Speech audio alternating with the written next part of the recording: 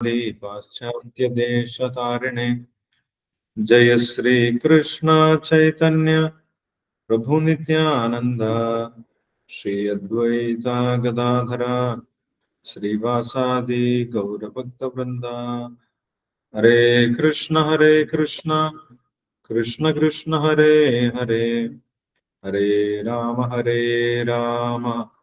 राम राम हरे हरे। ओम नमो भगवते वासुदेवाय। ओम नमो भगवते वासुदेवाय। ओम नमो भगवते वासुदेवाय। हरे कृष्ण। श्रीमद् भगवद गीता यथारूपम इस्कॉन സ്ഥാപകാചാര്യൻ കൃഷ്ണ കൃപാമൂർത്തി എസ് സി ഭക്തിവേദാന്ത സ്വാമി ശ്രീല പ്രഭുപാദർ വിവർത്തനം ഭാവാർത്ഥം നൽകിയിട്ടുള്ള ഭഗവത്ഗീത യഥാരൂപമാണ് നമ്മൾ വായിക്കുന്നത്. അപ്പോൾ നമ്മൾ ഭഗവത്ഗീത യഥാരൂപത്തിൽ 16ാമത്തെ അധ്യായം ദേവാസുര ഭാവങ്ങൾ എന്നുള്ള അധ്യായത്തിൽ അവസാന ഭാഗമാണ് വായിക്കുന്നത്. ഇതിൽ ഭഗവാൻ ദൈവികമായിട്ടുള്ള സ്വഭാവത്തെ കുറിച്ചും പിന്നീട് വിശദമായിട്ട് ആസുരികമായിട്ടുള്ള സ്വഭാവങ്ങളെ കുറിച്ചും പറഞ്ഞു തന്നു. ദൈവിക സ്വഭാവം നമ്മളെ മോക്ഷത്തിലേക്കും അസുരിക സ്വഭാവം വീണ്ടും വീണ്ടും ഇവിടെ ജന്മമെടുക്കുന്നതിലേക്കും നയിക്കുന്നു എന്ന് പറഞ്ഞിട്ടുണ്ടായിരുന്നു. ആസുരിക സ്വഭാവത്തെ കുറിച്ച് വിശദമായിട്ട് ഭഗവാൻ പറഞ്ഞു തന്നു.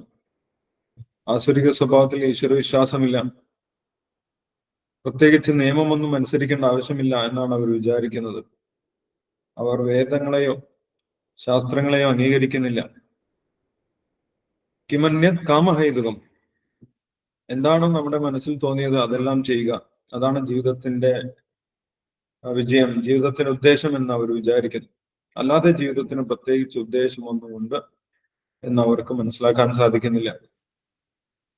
ധാരാളം പണം സമ്പാദിച്ചു കഴിഞ്ഞാൽ നമ്മുടെ ആഗ്രഹമൊക്കെ സാധിക്കാൻ നമ്മൾക്ക് സാധിക്കും.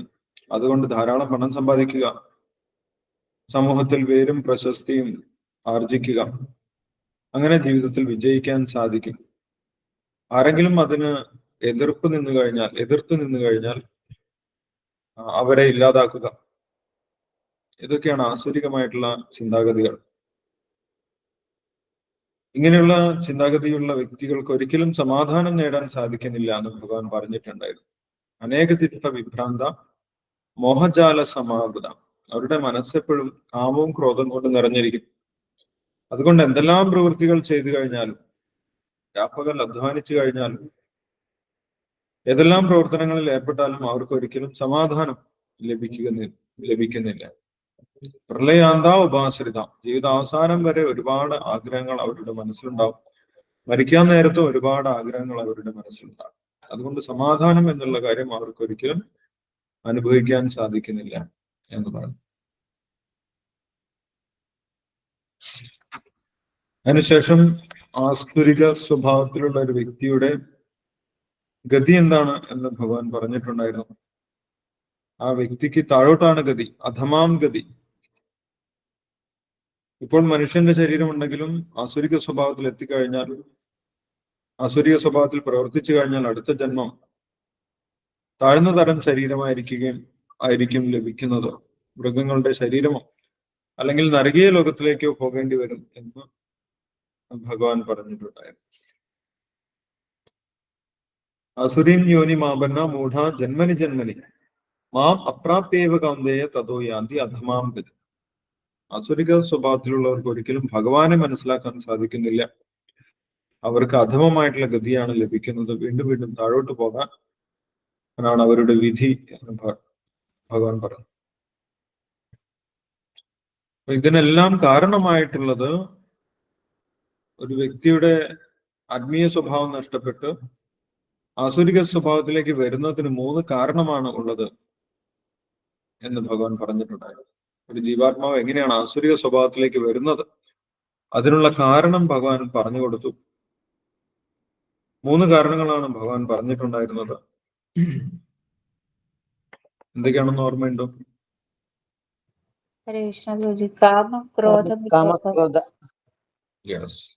കാമവും ക്രോധവും ലോഭവുമാണ് നരകത്തിലേക്കുള്ള വഴി. അത് ആത്മാവിന്റെ സ്വഭാവത്തെ, ആത്മീയ സ്വഭാവത്തെ നശിപ്പിക്കുന്നതാണ് എന്ന് ഭഗവാൻ 21-ാമത്തെ ശ്ലോകത്തിൽ പറയുന്നു. ത്രിവിധം നരകസ്യേതം ദ്വാരം നാശനം ആത്മന. ആത്മാവിന് യഥാർത്ഥത്തിൽ ഉയർന്ന സ്വഭാവങ്ങളാണുള്ളത്. ദൈവിക സ്വഭാവമാണ് ആത്മാവിനുള്ളത്.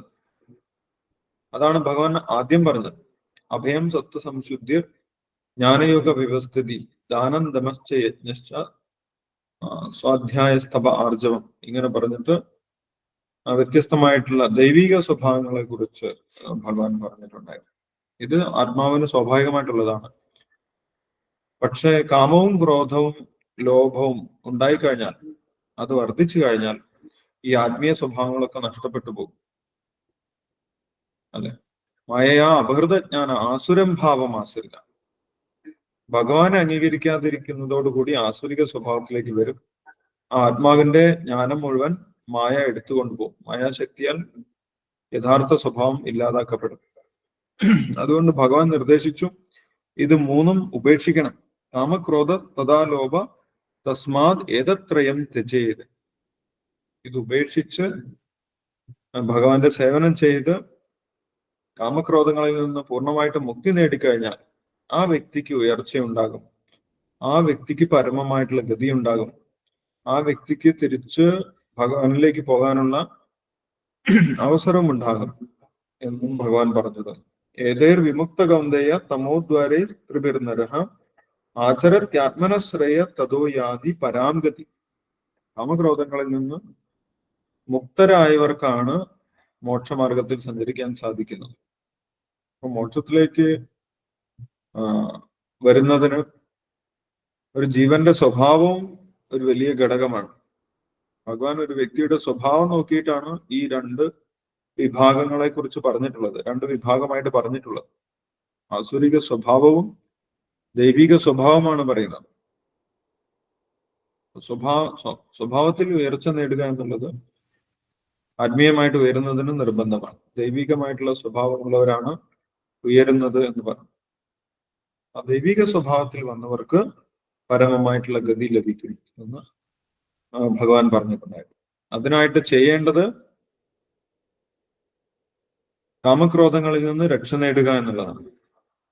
അല്ല, കാമക്രോധങ്ങളിൽ നിന്ന് രക്ഷ നേടാൻ വേണ്ടിയിട്ടാണ് വ്യത്യസ്തമായിട്ടുള്ള യോഗമാർഗങ്ങളൊക്കെ പരിശീലിക്കുന്നത്. എല്ലാ യോഗങ്ങളും നമ്മളെ ഈ കാമക്രോധ ലോഭങ്ങളിൽ നിന്ന് രക്ഷപ്പെടുത്താൻ വേണ്ടിയിട്ടുള്ളതാണ്. കർമ്മയോഗമായാലും ജ്ഞാനയോഗമായാലും സാഖ്യയോഗമായാലും ധ്യാനയോഗമായാലും ഭക്തിയോഗമായാലും എല്ലാം ഈ കാമക്രോധങ്ങളിൽ നിന്നും നമ്മളെ രക്ഷിക്കാൻ വേണ്ടിയിട്ടുള്ളതാണ്. പക്ഷെ കലിയുഗത്തിൽ യഥാർത്ഥ യോഗമാർഗങ്ങളൊന്നും നമ്മൾ പരിശീലിക്കുന്നില്ല. അത് യഥാർത്ഥ രീതിയിൽ നമുക്ക് പഠിക്കാൻ സാധിക്കുന്നില്ല. ഇന്ന് അങ്ങനെയുള്ള വിദ്യാഭ്യാസ രീതിയല്ല നമ്മൾക്കുള്ളത്. അതുകൊണ്ട് യഥാർത്ഥ യോഗ സമ്പ്രദായം നമ്മൾക്ക് പഠിക്കാൻ സാധിക്കുന്നില്ല. അപ്പോൾ കലിയുഗത്തിൽ ഈ ഒരു ദോഷത്തിൽ നിന്ന് രക്ഷപ്പെടാൻ ഒരേ ഒരു മാർഗമേ ഉള്ളൂ. നേരിട്ട് ഭഗവാനെ കുറിച്ച് അറിയുക എന്നുള്ളതാണ്. പരം ദൃഷ്ടാ നിവർത്തത എന്ന് ഭഗവാൻ പറയുന്നു. ഏറ്റവും ഉയർന്ന കാര്യത്തെക്കുറിച്ച് അറിഞ്ഞു കഴിഞ്ഞാൽ താഴ്ന്ന കാര്യങ്ങളൊക്കെ താനെ ഇല്ലാതായിക്കൊള്ളും. അല്ലെ? അതിന് ഒരു ഉദാഹരണം പറയുന്നുണ്ട്. ഒരു കുട്ടി ഒരു കത്തി എടുത്ത് കളിക്കുകയാണെങ്കിൽ അത് ആ കുട്ടിക്ക് അപകടമാണ്. പക്ഷെ കുട്ടിക്ക് അറിയുന്നില്ല അത് അപകടമാണ് എന്ന് അറിയുന്നില്ല. നമ്മൾ പോയി പെട്ടെന്ന് പിടിച്ചു വലിച്ചു കഴിഞ്ഞാൽ ചിലപ്പോൾ കുട്ടിയുടെ കൈയോ അല്ലെങ്കിൽ നമ്മുടെ കൈയോ ഒക്കെ മുറിയാൻ സാധ്യതയും. അപ്പോൾ കുട്ടി ആ കത്തി ഉപേക്ഷിക്കണം. അതിനെന്ത് ചെയ്യും? കുട്ടിക്ക് കൂടുതൽ ഇഷ്ടപ്പെട്ട ഒരു കളിപ്പാട്ടം കൊടുത്താൽ മതി. അല്ലെ? കുട്ടിക്ക് കൂടുതൽ ഇഷ്ടപ്പെട്ട ഒരു കളിപ്പാട്ടം കൊടുക്കുന്ന സമയത്ത് സ്വാഭാവികമായിട്ടും ആ കുട്ടി എന്ത് ചെയ്യും? ആ കത്തി ഉപേക്ഷിച്ച് ആ കളിപ്പാട്ടം എടുത്തോളും. അപ്പോൾ നമ്മുടെ മനസ്സും ആ കുട്ടിയെ പോലെയാണ്, ഒരു കുട്ടിയെ പോലെയാണ്. അത് എന്തെങ്കിലും പിടിച്ചിരിക്കണം. അത് എന്തിലെങ്കിലും ഒന്നിൽ പിടിച്ചിരിക്കും മനസ്സ് എന്തെങ്കിലും ഒന്ന് ചിന്തിച്ചുകൊണ്ടിരിക്കും. ശൂന്യമായിട്ടിരിക്കാൻ മനസ്സിന് ഒരിക്കലും സാധിക്കില്ല. അതുകൊണ്ട് താഴ്ന്ന ചിന്താഗതികളെ ഒഴിവാക്കണമെങ്കിൽ, ആസുരികമായിട്ടുള്ള സ്വഭാവത്തെ ഒഴിവാക്കണമെങ്കിൽ നമ്മൾ ഉയർന്ന സ്വഭാവത്തെ കുറിച്ച് അറിഞ്ഞിരിക്കണം. അല്ലെങ്കിൽ ഉയർന്ന രുചി നമ്മൾക്ക് ലഭിക്കും. ഉയർന്ന രുചി എവിടെ നിന്നാണ് ലഭിക്കുന്നത്? ഭഗവാനെ കുറിച്ച് അറിയുമ്പോഴാണ് നമ്മൾക്ക് ഉയർന്ന രുചി ലഭിക്കുന്നത്. അപ്പോൾ ഭഗവാനെ കുറിച്ച് ചിന്തിക്കുന്നത് താഴ്ന്ന തരം ചിന്താഗതികളെ സ്വാഭാവികമായിട്ട് ഇല്ലാതാക്കും. നമ്മൾ അതിനുവേണ്ടി പ്രത്യേകം പ്രയത്നിക്കേണ്ട ആവശ്യമില്ല. ഭഗവാനെ കുറിച്ച് ചിന്തിച്ചാൽ മാത്രം മതി. അതിന്റെ ആദ്യപടിയാണ് നമ്മൾ നാമം ജപിക്കുന്നത്, ഹരേ കൃഷ്ണ മഹാമന്ത്രം ജപിക്കുന്നത്. അപ്പോൾ ഭഗവാനെ കുറിച്ച് ചിന്തിക്കുന്നത് യോഗമാണ് എന്ന് 7ാമത്തെ അധ്യായത്തിന്റെ ആദ്യത്തിൽ തന്നെ പറയുന്നുണ്ട്. നമ്മൾ മറ്റു വിഷയങ്ങളെ കുറിച്ച് ചിന്തിക്കുന്നത് പോലെയല്ല ഭഗവാനെ കുറിച്ച് ചിന്തിക്കുന്നത്. ഭഗവാനെ കുറിച്ച് ചിന്തിക്കുന്നത് യോഗമാണ്, മറ്റു വിഷയങ്ങളെ കുറിച്ച് ചിന്തിക്കുന്നത് ഭോഗമാണ്. രണ്ടും വ്യത്യാസമാണ്. 7ാമത്തെ അധ്യായത്തിന്റെ ആദ്യം തന്നെ അതാണ് പറയുന്നത്. മയ്യാസക്തമനാപാർത്ഥ യോഗം യുജ്ജൻ മതാശ്രയ അസംശയം സമഗ്രമാം യഥാജ്ഞാസ്യസി തക്ഷണു. മയ്യ ആസക്തമന, നമ്മുടെ മനസ്സിന്റെ സ്വഭാവമാണ് ആസക്തമാവുക എന്നുള്ളത്. എന്തിലെങ്കിലും ആസക്തമായിരിക്കുക. ആസക്തമായിരിക്കുക എന്ന് പറഞ്ഞു കഴിഞ്ഞാൽ, ആസക്തം എന്ന് പറഞ്ഞു കഴിഞ്ഞാൽ അതിയായ താല്പര്യം. അതിയായ താല്പര്യത്തിനാണ് ആസക്തി എന്ന് പറയുന്നത്. നമ്മുടെ മനസ്സ് എന്തിലെങ്കിലും ആസക്തമായിരിക്കും. സാധാരണഗതിയിൽ 4 കാര്യത്തിലാണ് ആസക്തമായിരിക്കുക എന്നാണ് പറയുന്നത്. ആഹാരം, നിദ്ര, ഭയം, മൈഥുനം. ഇതിനെ കുറിച്ചാണ് എപ്പോഴും മനസ്സിൽ ചിന്തിച്ചുകൊണ്ടിരിക്കുന്നത്. ആഹാരം, ഇതിൽ അതിയായിട്ടുള്ള താല്പര്യം മനസ്സിനുണ്ട്. നിദ്ര, എവിടെയെങ്കിലും നല്ല രീതിയിൽ റെസ്റ്റ് എടുക്കണം, അതിന് വീട്, കൂട്, ഇങ്ങനെയുള്ള കാര്യങ്ങളൊക്കെ വേണം, അതിനെക്കുറിച്ച് ചിന്തിക്കും. പിന്നെ ഭയം എന്ന് പറഞ്ഞു കഴിഞ്ഞാൽ ശരീരത്തിനെ സംരക്ഷിക്കാൻ വേണ്ടിയുള്ള പ്രവർത്തനങ്ങൾ, അതും മനസ്സ് ചിന്തിച്ചുകൊണ്ടിരിക്കുന്നു. മൈഥുനം എന്ന് പറയുന്നത് സ്ത്രീ പുരുഷ ആകർഷണമാണ്.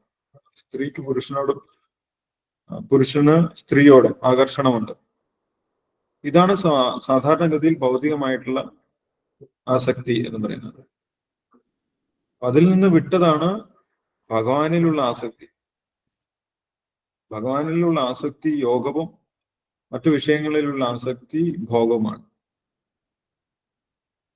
ഭഗവാനെ കുറിച്ച് നേരിട്ട് അറിയുന്നതാണ് ഈ ദോഷങ്ങളിൽ നിന്ന് നമ്മളെ മുക്തരാക്കുന്നത്. ത്രിവിധം, 3 തരത്തിലുള്ള ദോഷങ്ങളിൽ നിന്ന് മുക്തനാകുന്നതിന് ഭഗവാനെ കുറിച്ച് അറിയുകയാണ് വേണ്ടത് എന്ന് ഭാവാർത്ഥത്തിൽ ശ്രീല പ്രഭുപാദർ വിശദീകരിക്കുന്നു.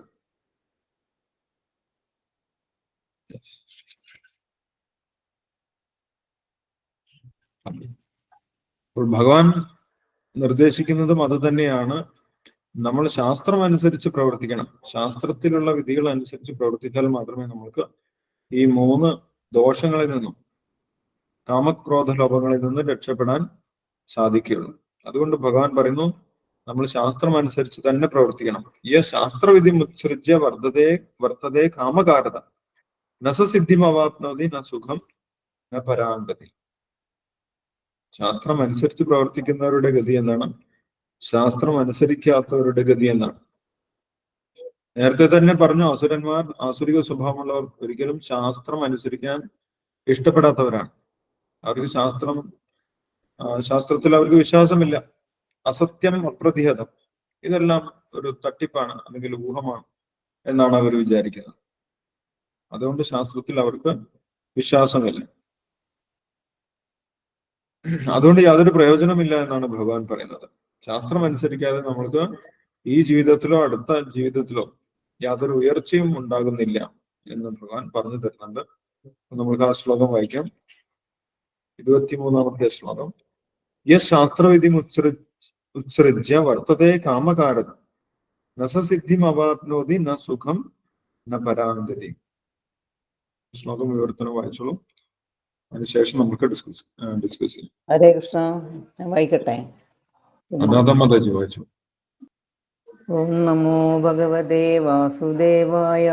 ഓം നമോ ഭഗവതേ വാസുദേവായ. ഓം നമോ ഭഗവതേ വാസുദേവായ. ശ്ലോകം 23. യശാസ്ത്രവിധിമുത്സൃജ്യ വർത്തതേ കാമകാരദഃ ന സിദ്ധിമവാപ്നോതി ന സുഖം ന പരാഗതിം.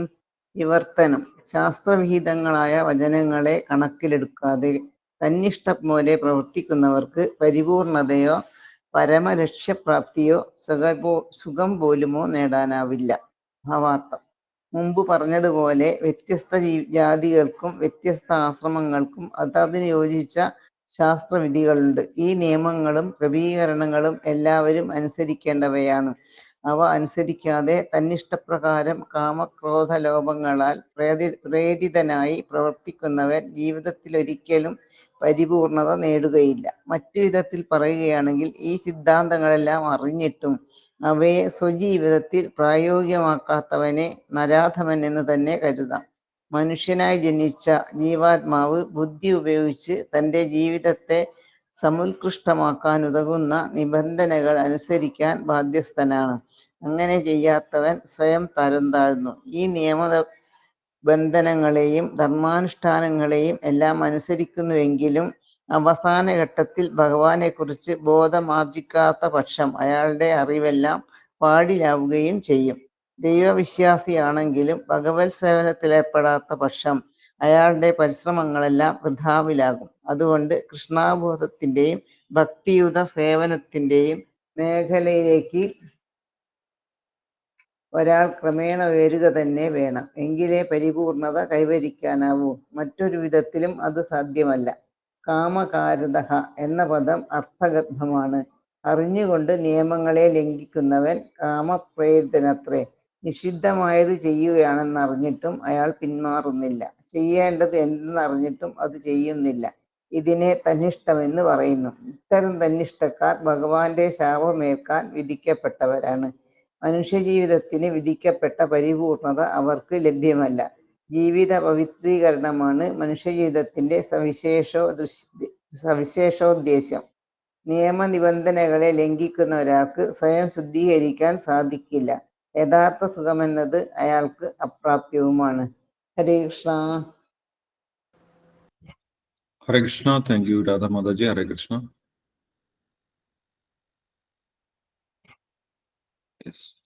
ഭഗവാൻ പറയുന്നു, യസ് ശാസ്ത്രവിധി മുത്സൃജ്യ വർത്തതേ കാമകാരത നസിദ്ധിം അവാപ്നോതി ന സുഖം ന പരാംഗതി. നമുക്ക് ആത്മീയമായിട്ട് ഉയരണമെങ്കിൽ ശാസ്ത്രവിധി അനുസരിച്ചേ മതിയാകൂ എന്നാണ് പറയുന്നത്. യസ് ശാസ്ത്രവിധി മുത്സൃജ്യ, ശാസ്ത്രവിധി പാലിക്കാതെ വർത്തതേ കാമകാരത, സ്വന്തം ഇഷ്ടപ്രകാരം പ്രവർത്തിക്കുന്നവർക്ക്, ആത്മീയമായിട്ടോ ഭൗതികമായിട്ടോ സ്വന്തം ഇഷ്ടപ്രകാരം പ്രവർത്തിക്കുക, അതാണ് എല്ലാവർക്കും താല്പര്യം അല്ലേ? ചില ആളുകൾ പറയും ഭക്തി എന്ന് പറഞ്ഞു കഴിഞ്ഞാൽ നമ്മളെ സ്വന്തം ഇഷ്ടപ്രകാരം ചെയ്യേണ്ടതാണ്, അതിന് ഭക്തി എന്ന് പറഞ്ഞു കഴിഞ്ഞാൽ നിയമങ്ങളല്ല എന്ന് പറയും. ഭക്തിയിൽ യാതൊരു നിയമമില്ല എന്നൊക്കെ ചില ആളുകൾ പറയും. പക്ഷെ ഭക്തിയിലും നിയമങ്ങളുണ്ട്. ശാസ്ത്രം അനുസരിച്ച് വേണം നമ്മൾ പ്രവർത്തിക്കുന്നത്. അതല്ലെങ്കിൽ എന്ത് സംഭവിക്കുമെന്നാണ് ഭഗവാൻ പറയുന്നത്. നസസിദ്ധിം അവാപ്നോതി ന സുഖം ന പരാംഗതി. ആ വ്യക്തിക്ക് യാതൊരു ഉയർച്ചയും ഉണ്ടാകുന്നില്ല, ഈ ജീവിതത്തിൽ ഒരു സുഖവും സമാധാനവും അനുഭവിക്കാൻ സാധിക്കുന്നില്ല. ന പരാംഗതി, ആ വ്യക്തിക്ക് ഉയർച്ചയും ആത്മീയമായിട്ടുള്ള ഉയർച്ചയും ഉണ്ടാകുന്നില്ല, ഭഗവാനിലേക്ക് തിരിച്ചു പോകാൻ സാധിക്കുന്നില്ല എന്നാണ് പറയുന്നത്. നമ്മൾ ഈശ്വര ആരാധന ശാസ്ത്രം അനുസരിച്ച് തന്നെ വേണം ചെയ്യുന്നത്. സ്വന്തം ഇഷ്ടപ്രകാരം ചെയ്തതുകൊണ്ട് യാതൊരു പ്രയോജനമില്ല എന്നാണ് പറയുന്നത്. നമ്മൾ എന്ത് ആചരിക്കുകയാണെങ്കിലും, നമ്മൾ എന്ത് അനുഷ്ഠാനങ്ങൾ ചെയ്യുകയാണെങ്കിലും അത് ശാസ്ത്രത്തിൽ പറഞ്ഞിട്ടുണ്ടോ എന്ന് അന്വേഷിച്ച് അതിനനുസരിച്ച് തന്നെ പ്രവർത്തിക്കണം. എന്തെങ്കിലും നമ്മൾ സങ്കല്പിച്ച് പ്രവർത്തിച്ചത് കൊണ്ട് പ്രത്യേകിച്ച് പ്രയോജനമില്ല എന്നാണ് പറയുന്നത്. നമ്മുടെ സങ്കല്പങ്ങളല്ല നമ്മളെ മുന്നോട്ട് കൊണ്ടുപോകുന്നത്, ശാസ്ത്രമാണ് നമ്മളെ മുന്നോട്ട് കൊണ്ടുപോകുന്നത്. ശാസ്ത്രം അനുസരിച്ച് തന്നെ വേണം നമ്മൾ പ്രവർത്തിക്കാൻ എന്നിവിടെ ഭഗവാൻ പറയുന്നുണ്ട്. അപ്പം ആസുരിക സ്വഭാവത്തിലുള്ള ഒരുപാട് ആചാരങ്ങളും അനുഷ്ഠാനങ്ങളും നമ്മൾ കാണുന്നുണ്ട്. അതൊന്നും ശാസ്ത്രം അനുസരിച്ചിട്ടല്ല, അത് അവരുടെ സങ്കല്പങ്ങൾ അനുസരിച്ച് ഏതെങ്കിലും ഒരു വ്യക്തി നിർമ്മിച്ചിട്ടുള്ള ആചാരങ്ങളും അനുഷ്ഠാനങ്ങളുമാണ്. അത് ചെയ്തത് കൊണ്ട് ഒരു പ്രയോജനമില്ല എന്നാണ് ഇവിടെ പറയുന്നത്. രസസിദ്ധിം അവാപ്നോതി, അതുകൊണ്ട് നമ്മൾക്ക് യാതൊരു സിദ്ധിയും യാതൊരു ഫലവും ലഭിക്കുന്നില്ല. എന്നാ സുഖം ന പരാംഗതി, ജീവിതത്തിൽ സുഖം അനുഭവിക്കാനോ അടുത്ത ജന്മത്തിൽ ഉയർച്ച നേടാനോ നമ്മൾക്ക് അതുകൊണ്ട് സാധിക്കുന്നില്ല എന്ന് പറയും. എന്താണോ ശാസ്ത്രത്തിൽ ഇന്നത്തെ കാലത്തേക്ക് നമ്മൾ അനുഷ്ഠിക്കേണ്ടതായിട്ട് നിർദ്ദേശിച്ചിട്ടുള്ളത്, അത് തന്നെയാണ് നമ്മൾ അനുഷ്ഠിക്കേണ്ടത് അല്ലെ? കലിയുഗത്തിലേക്ക് നമ്മൾക്ക് നിർദ്ദേശിച്ചിട്ടുള്ളത് ഭഗവാന്റെ നാമജപമാണ്. എല്ലാ ശാസ്ത്രത്തിലും അത് തന്നെയാണ് പറയുന്നത്. ഹരേർ നാമ ഹരേർ നാമ ഹരേർ നാമൈവ കേവലം ഫലോ നാസ്ത്യേവ ഗതിരന്യത. കലിയുഗത്തിൽ ഹരിയുടെ തിരുനാമജപം അല്ലാതെ മറ്റൊരു വഴിയുമില്ല എന്നെടുത്ത് പറഞ്ഞിട്ടുണ്ട്. ശാസ്ത്രങ്ങളിൽ എടുത്തു പറഞ്ഞിട്ടുണ്ട്. എന്നിട്ടും അതല്ല, അതിൽ നിന്നും ആളുകളെ വഴിതെറ്റിക്കുന്ന ഒരുപാട് ആളുകളുണ്ട്. അവർ ശാസ്ത്രം അനുസരിച്ചൊന്നും പറയുന്നില്ല, പക്ഷേ സ്വന്തം ഇഷ്ടപ്രകാരം കൊണ്ട് പറയും. എന്നിട്ട് മറ്റുള്ളവരോടും അങ്ങനെ തന്നെ ചെയ്യാൻ പ്രേരിപ്പിക്കും. ശാസ്ത്രം അറിയാത്തവർ അതിന്റെ പുറകെ പോവുകയും ചെയ്യും. അങ്ങനെയുള്ളവർക്ക് ഒരിക്കലും ഭഗവാന്റെ അടുത്തേക്ക് തിരിച്ചു പോകാൻ സാധിക്കുന്നില്ല എന്നാണ് ഇവിടെ പറയുന്നത്. ന പരാംഗതി, ക്രമമായിട്ടുള്ള ഗതി ആ വ്യക്തികൾക്ക് ഒരിക്കലും ഉണ്ടാകുന്നില്ല. എന്താണോ ശാസ്ത്രം എന്ന് പറയുന്നത്? നമ്മുടെ അടിസ്ഥാന ശാസ്ത്രം വേദങ്ങളാണ്. വേദങ്ങളും പുരാണങ്ങളും ഉപനിഷത്തുകളും ഒക്കെ ശാസ്ത്രങ്ങളാണ്. ശ്രുതിയും സ്മൃതിയും നമ്മുടെ ശാസ്ത്രങ്ങളാണ്. ശ്രുതി സ്മൃതി പുരാണാദി പഞ്ചരാത്ര വിധിം വിന. ശ്രുതി സ്മൃതി പുരാണങ്ങളെ അനുസരിക്കാതെയുള്ള ഭക്തി ഒരു കെട്ടുകാഴ്ച മാത്രമാണ്. അത് മറ്റുള്ളവർക്ക് ഉപദ്രവം ഉണ്ടാക്കുന്ന ഒരു കാര്യം മാത്രമാണ് എന്ന് പറയുന്നു. അപ്പോൾ നമ്മൾ ഭക്തി ചെയ്യുകയാണെങ്കിലും അത് ശാസ്ത്ര നിർദ്ദേശം അനുസരിച്ച് ഒരു ആചാര്യനിൽ നിന്ന് കേട്ട് മനസ്സിലാക്കിയിട്ട് വേണം നമ്മൾ പ്രവർത്തിക്കാൻ. നമ്മുടെ സങ്കല്പങ്ങളല്ല നമ്മൾ പ്രവർത്തിക്കേണ്ടത് എന്നാണ് അതിന്റെ അർത്ഥം. ഓക്കെ, അങ്ങനെയാണെങ്കിൽ മാത്രമേ നമുക്ക് അതിന്റെ പ്രയോജനം ലഭിക്കുകയുള്ളൂ എന്ന് ഭഗവാൻ പ്രത്യേകിച്ചും എടുത്തു പറയും. ഈ കലിയുഗത്തില് ആളുകൾക്ക് ശാസ്ത്രം അനുസരിച്ച് പറഞ്ഞു കൊടുക്കുന്ന ആളുകൾ വളരെ കുറവാണ്. ആളുകൾ എന്താണ് പറയുന്നത്? നിങ്ങൾക്ക് ഇഷ്ടമുള്ളതുപോലെയൊക്കെ പ്രവർത്തിക്കാം, നിങ്ങൾക്ക് എന്തിനു വേണമെങ്കിലും ആരാധിക്കാം, നിങ്ങൾക്ക് ഇഷ്ടമുള്ളതൊക്കെ ചെയ്യാം, അവസാനം നിങ്ങൾ ഭഗവാന്റെ അടുത്തേക്ക് എത്തിച്ചേരും എന്നാണ് പറയുന്നത്. അങ്ങനെ ഒരിക്കലും ഭഗവാൻ പറയുന്നില്ല. ഭഗവാൻ ഇവിടെ വളരെ വ്യക്തമായിട്ട് പറയുന്നുണ്ട്, ശാസ്ത്രം അനുസരിച്ചല്ല നമ്മൾ പ്രവർത്തിക്കുന്നുണ്ടെങ്കിൽ ന സുഖം, ഈ ജീവിതത്തിൽ തന്നെ സുഖം നേടാൻ സാധിക്കുന്നില്ല, നസസിദ്ധി, നമ്മൾക്ക് മോക്ഷം ലഭിക്കുന്നില്ല, ന പരാംഗതി, ഭഗവാന്റെ അടുത്തേക്ക് തിരിച്ചെത്താനും സാധിക്കുന്നില്ല എന്നാണ് ഭഗവാൻ പറയുന്നത്. അപ്പൊ നമ്മൾക്ക് ആത്മാർത്ഥതയുണ്ടെങ്കിൽ നമ്മൾ അതിനെക്കുറിച്ച് അന്വേഷിക്കണം.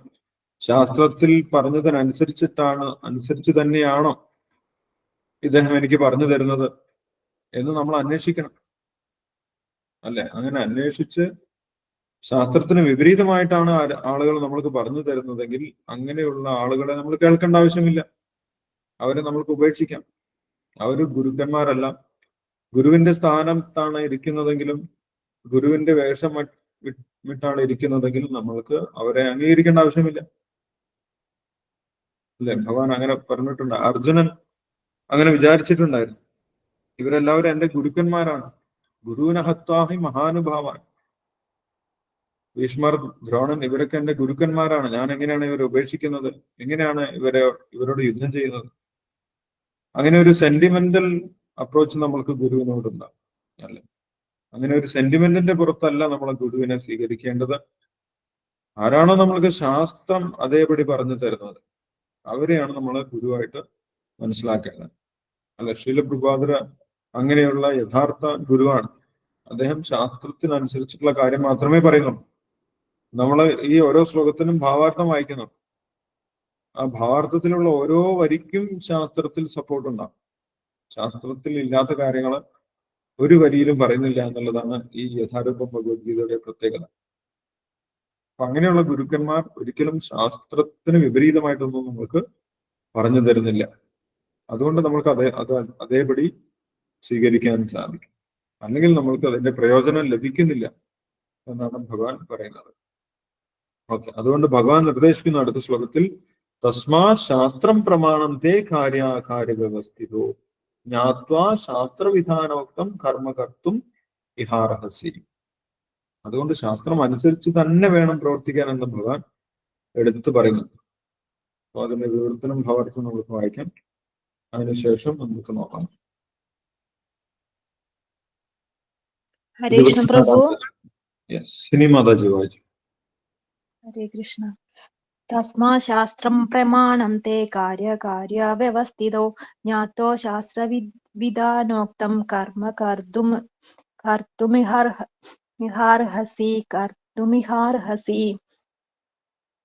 എന്ത് ചെയ്യണം, എന്ത് ചെയ്യാൻ പാടില്ല എന്ന് ധർമ്മശാസ്ത്രങ്ങളുടെ അടിസ്ഥാനത്തിൽ ഒരാൾ മനസ്സിലാക്കണം. ഈ നിയമ നിബന്ധനകൾ പഠിച്ചറിഞ്ഞ ശേഷം മാത്രം പ്രവർത്തിക്കുക. തന്മൂലം ക്രമേണ ഉന്നതി പ്രാപിക്കും. ഭാവാർത്ഥം. 15-ാം അധ്യായത്തിൽ പറഞ്ഞതുപോലെ വൈദിക വിധികളെല്ലാം കൃഷ്ണനെ അറിയാനുള്ള വഴികളാണ്. ഭഗവത്ഗീതയിലൂടെ കൃഷ്ണനെ അറിയുകയും കൃഷ്ണാവബോധമുൾക്കൊള്ളുകയും ചെയ്ത് ഭക്തിയുത സേവനത്തിൽ മുഴുകുന്നവൻ വേദസംഹിതങ്ങൾക്ക് നൽകാവുന്നത്ര അത്യുത്കൃഷ്ട ജ്ഞാനം അത്രയും നേടിക്കഴിഞ്ഞു. ശ്രീ ചൈതന്യ മഹാപ്രഭു ഈ പ്രക്രിയ അത്യന്തം ലളിതമാക്കിയിട്ടുണ്ട്. ഹരേ കൃഷ്ണ കൃഷ്ണ കൃഷ്ണ ഹരേ ഹരേ, ഹരേ രാമ രാമ രാമ ഹരേ ഹരേ എന്ന മഹാമന്ത്രം ജപിക്കുവാനും ഭഗവത് സേവനത്തിൽ ഭക്തിപൂർവം ഏർപ്പെടാനും ഭഗവത് പ്രസാദം ഭക്ഷിക്കാനുമാണ് അദ്ദേഹം ജനങ്ങളോട് ഉപദേശിച്ചിട്ടുള്ളത്. ഈ ഭക്തി സാധനകളിൽ നേരിട്ട് ഏർപ്പെട്ടിരിക്കുന്ന ഒരാൾ വൈദിക സാഹിത്യങ്ങൾ വേണ്ടും വണ്ണം പഠിച്ചിട്ടുണ്ടെന്ന് പറയാം. അയാൾ ശരിയായ നിഗമനത്തിലെത്തിയിരിക്കുന്നു. എന്നാൽ കൃഷ്ണാവബോധം ഉദിക്കാതെയും ഭക്തി സാധനയിൽ ഏർപ്പെടാതെയുമുള്ളവന് കൃത്യാകൃത്യങ്ങൾ അറിയാൻ വേദഗ്രന്ഥങ്ങൾ പഠിക്കണം. തർക്കം കൂടാതെ അനുസരിക്കുകയും വേണം. ഇതിനെ ശാസ്ത്രാനുവർത്തമെന്നു പറയുന്നു. ബന്ധനായ ആത്മാവിൽ കാണാവുന്ന 4 പ്രധാന ദോഷങ്ങൾ ശാസ്ത്രത്തിനില്ല. അപക്വങ്ങളായ ഇന്ദ്രിയങ്ങൾ, വഞ്ചനാ പ്രവണത, തെറ്റുവരുത്തുവാനുള്ള പ്രവണത, വ്യാമോഹശീലം ഇവയാണ് ആ ദോഷങ്ങൾ. ബദ്ധാവസ്ഥയിലുള്ള ഈ 4 ദോഷങ്ങൾ മനുഷ്യനെ നിയമബന്ധനങ്ങൾ ഉണ്ടാക്കുന്നതിന് അനർഹരാക്കുന്നു. ശാസ്ത്രോക്തങ്ങളായ നിബന്ധനകൾക്ക് ഈ ദോഷങ്ങൾ ബാധകമല്ലാത്തത് കൊണ്ട് എല്ലാ ആചാര്യന്മാരും ഈ മഹാത്മാക്കളും അവയെ നിഷ്കർഷതയോടെ പാലിച്ചു പോരുന്നു. ഭാരതത്തിലെ ആധ്യാത്മിക സിദ്ധാന്തങ്ങൾ പലവിധമുണ്ട്. മുഖ്യമായി 2 വിധം: വ്യക്തിശൂന്യവാദികൾ, വ്യക്തിഗതവാദികൾ എന്നിങ്ങനെ 2 കൂട്ടരും വേദപ്രമാണങ്ങൾക്ക് അനുസൃതമായി തന്നെ ജീവിക്കുന്നു. വേദസിദ്ധാന്തങ്ങളെ മാനിക്കാത്തവർക്ക് പരിപൂർണതയിൽ എത്താൻ സാധ്യമല്ല. ശാസ്ത്രങ്ങളുടെ പൊരുളറിഞ്ഞ മനുഷ്യനെ ഭാഗ്യശാലി എന്ന് കരുതാം. ഭഗവാനെ കുറിച്ചുള്ള ജ്ഞാനം തരുന്ന പ്രമാണങ്ങളോടുള്ള വെറുപ്പാണ് മനുഷ്യ സമൂഹത്തിൽ എല്ലാത്തരം വീഴ്ചകൾക്കും കാരണം. മനുഷ്യ ജീവിതത്തിലെ ഏറ്റവും വലിയ അപരാധമാണത്. അതുകൊണ്ട് തന്നെ ഭഗവാന്റെ ഭൗതിക ശക്തിയായ മായ ക്ലേശത്രയത്താൽ നമ്മെ സദാ ദുഃഖിപ്പിച്ചു പോരുന്നതും ഈ ഭൗതിക ശക്തികൾക്ക് 3 ഭൗതികങ്ങളായ ഗുണങ്ങളും ഉണ്ട്. ഭഗവാനെ കുറിച്ചുള്ള ജ്ഞാനത്തിലേക്കുള്ള വഴി തുറന്നു കിട്ടണമെങ്കിൽ ഒരാൾ സത്വഗുണത്തോളമെങ്കിലും ഉയരണം. അത്രയും സാധിക്കാത്തവർക്ക് രജസ്തമോ ഗുണങ്ങളിലകപ്പെട്ട് അസുര ജീവിതം നയിക്കേ നിവൃത്തിയുള്ളൂ. ഈ രജസ്തമോ ഗുണ സ്വഭാവികൾ ധർമ്മശാസ്ത്രങ്ങളെയും പുണ്യാത്മാക്കളെയും ഭഗവാനെ കുറിച്ചുള്ള ശരിയായ ജ്ഞാനത്തെയും നിന്ദിക്കുന്നവരുമാണ്. ആധ്യാത്മിക ആചാര്യന്റെ നിർദ്ദേശങ്ങൾ അനുസരിക്കാത്തവരും ശാസ്ത്രോക്ത നിയമങ്ങളെ അവഗണിക്കുന്നവരുമാണ്. ഭക്തിപൂർവമുള്ള സേവനത്തിൽ ഭക്തിപൂർവമുള്ള സേവനത്തിന്റെ മഹത്വത്തെ പറ്റി എത്ര തന്നെ കേട്ടിരുന്നാലും അവർ അതിലേക്ക് ആകൃഷ്ടരാവില്ല. സ്വന്തം ഉത്കർഷത്തിന് സ്വന്തം വഴി അവർ ചെത്തിയുണ്ടാക്കുന്നു. ഇതെല്ലാമാണ് അസുര ജീവിതത്തിലേക്ക് മനുഷ്യരെ എത്തിക്കുന്ന ചില ദോഷങ്ങൾ. എങ്കിലും ശരിക്കും ഉചിതവും ഒരു വിശ്വാസ്യമായ ഒരു ആധ്യാത്മ ഗുരുവിനെ വഴികാട്ടിയെ ലഭിക്കുന്ന ആൾക്ക് സമുത്കൃഷ്ട പദത്തിലേക്ക് ഉയരാൻ കഴിയും. അതോടെ ജീവിത വിജയം കൈവരിക്കുകയും ചെയ്യാം. ദേവാസുര ഭാവങ്ങൾ എന്ന ശ്രീമദ് ഭഗവത്ഗീതയുടെ 16-ാം അധ്യായത്തിന്റെ ഭക്തി വേദാന്ത വിശദീകരണം ഇപ്രകാരം സമാപിക്കുന്നു. ഹരേ കൃഷ്ണ പ്രഭു. ഹരേ കൃഷ്ണ. Thank you Sini Mataji. ഹരേ കൃഷ്ണ. അപ്പോൾ ഇവിടെ ഭഗവാൻ ശാസ്ത്രജ്ഞാനത്തിന്റെ പ്രാധാന്യം എടുത്തു പറയുന്നു. ശാസ്ത്രം അറിയേണ്ടത് അത്യാവശ്യമാണ് എന്നാണ് ഭഗവാൻ പറയുന്നത്. അത് നിർബന്ധമാണ്. മനുഷ്യജന്മത്തിൽ എന്താണ് വേദങ്ങളിൽ പറഞ്ഞിരിക്കുന്നത് എന്നുള്ള കാര്യം അറിയേണ്ടത് നിർബന്ധമാണ്. വേദങ്ങളുടെ ഉദ്ദേശം മനസ്സിലാക്കിയിട്ടില്ലെങ്കിൽ നമ്മൾക്ക് ഒരിക്കലും ഉയർച്ച ഉണ്ടാകുന്നില്ല, ആത്മീയമായിട്ട് ഉയർച്ച ഉണ്ടാകുന്നില്ല എന്നാണ് ഭഗവാൻ പറയുന്നത്. അത് നിർബന്ധമായിട്ടും ഭഗവാൻ ഇവിടെ പറയുന്നു. തസ്മാ ശാസ്ത്രം പ്രമാണത്തെ കാര്യാകാര്യ വ്യവസ്ഥിതം. അതുകൊണ്ട് ശാസ്ത്രത്തെ പ്രമാണമാക്കിക്കൊണ്ട് നമ്മൾ തെറ്റും ശരിയും തിരിച്ചറിയണം. എന്താണ് ചെയ്യേണ്ടത്, എന്താണ് ചെയ്യാൻ പാടില്ലാത്തത് എന്നുള്ള കാര്യമൊക്കെ ശാസ്ത്രങ്ങളിൽ, വേദങ്ങളിൽ വിശദീകരിക്കുന്നു. അത് നമ്മൾ തീർച്ചയായിട്ടും അറിഞ്ഞിരിക്കണമെന്നാണ്. പക്ഷെ കലിയുഗത്തിൽ നമ്മൾക്ക് ഇത്രയും ശാസ്ത്രം വിശദമായിട്ട് പഠിക്കാനുള്ള അവസരമില്ല. എവിടെയും വേദങ്ങളൊന്നും വിശദമായിട്ട് പഠിപ്പിക്കുന്നില്ല, അല്ലെ? നമ്മളാരും അങ്ങനെ പഠിക്കുന്നില്ല. അതുകൊണ്ടാണ് ഭഗവാൻ വേദങ്ങളുടെ ചുരുക്കം ഇവിടെ പറഞ്ഞു തന്നിട്ടുള്ളത്. വേദങ്ങളുടെ ഉദ്ദേശം എന്താണ്? വേദങ്ങളിലൂടെ ആരെയാണ് മനസ്സിലാക്കേണ്ടത്? വേദങ്ങളിലൂടെ ഈ ഭൗതിക പ്രകൃതിയെ എങ്ങനെയാണ് മനസ്സിലാക്കേണ്ടത്? വേദങ്ങളിൽ എത്ര തരം ജീവാത്മാവിനെ കുറിച്ചാണ് പറഞ്ഞു തന്നിട്ടുള്ളത്? ഇതൊക്കെ ഭഗവാൻ ചുരുക്കി നമ്മൾക്ക് പറഞ്ഞു തന്നിട്ടുണ്ട്. അപ്പൊ അത് മനസ്സിലാക്കി കഴിഞ്ഞാൽ വേദങ്ങളുടെ മുഴുവൻ ഉദ്ദേശം മനസ്സിലാക്കാൻ സാധിക്കും. അപ്പം അതിന് വിപരീതമായിട്ടാണോ അല്ലെങ്കിൽ അതിന് അനുകൂലമായിട്ടാണോ നമ്മൾക്ക് ആളുകൾ പറഞ്ഞു തരുന്നത് എന്ന് നമ്മൾക്ക് മനസ്സിലാക്കി കഴിഞ്ഞാൽ അദ്ദേഹം ശാസ്ത്രം അനുസരിച്ചിട്ടാണോ ശാസ്ത്രത്തിന് വിപരീതമാണോ സംസാരിക്കുന്നത് എന്ന് നമ്മൾക്ക് മനസ്സിലാക്കാൻ സാധിക്കും. ശാസ്ത്രത്തിന്റെ ഉദ്ദേശം മനസ്സിലാക്കിയാൽ മതി, അല്ലെ? അപ്പോൾ എല്ലാ വേദങ്ങളുടെ ഉദ്ദേശം എന്താണ് എന്ന് ഭഗവാൻ നമ്മൾക്ക് പറഞ്ഞു തന്നിട്ടുണ്ട്. എല്ലാ വേദങ്ങളിലൂടെയും നമ്മൾ അറിയേണ്ടത് ആരെയാണ് എന്ന് ഭഗവാൻ പറഞ്ഞു തന്നിട്ടുണ്ട്, അല്ലെ? എല്ലാ വേദങ്ങളുടെ ഉദ്ദേശം എന്താണെന്നാണ് ഭഗവാൻ പറഞ്ഞിട്ടുള്ളത്?